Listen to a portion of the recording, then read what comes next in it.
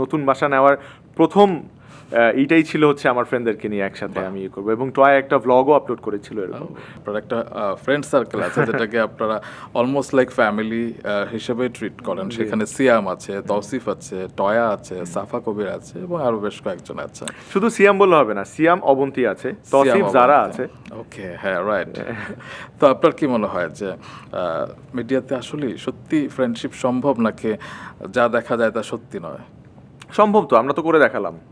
আমাদের ফ্রেন্ডশিপ যদি ধরি, আমাদের তো 10 বছরের বেশি হয়ে গেছে আমাদের পরিচয় বা যোগাযোগ। প্রথম দিকে হয়তো বা ফ্রেন্ডশিপ ছিল না, প্রথম দিকে হয়তো বা কাজের জন্য দেখা হতো, প্রথম দিকে হয়তো বা সেটে দেখা হতো, সবার স্কেজুয়াল মিলতো, একসাথে শুটিংয়ের জন্য দেখা হতো। কিন্তু আস্তে আস্তে সেটা তো আড্ডাতে রূপান্তরিত হয়েছে, সেটা তো আস্তে আস্তে মানে ফ্যামিলি টু ফ্যামিলি কানেক্টেড হয়েছে। সো এটাকে তো ফ্রেন্ডশিপ বলাই যেতে পারে, এবং এতটুকুও তো অন্যদের মধ্যে নেই। মানে এরকম অনেক আর্টিস্ট আছে যাদের মধ্যে এই বন্ডিংটা নেই। So I am very proud to call this a friendship. তবে আমি শুনেছি যে আপনারা এক এক ফেস্টিভ্যালে এক একজনের বাসায় যান আর কি, কখনো টয়ার বাসায়, কখনো সাফার বাসায়, এরকম।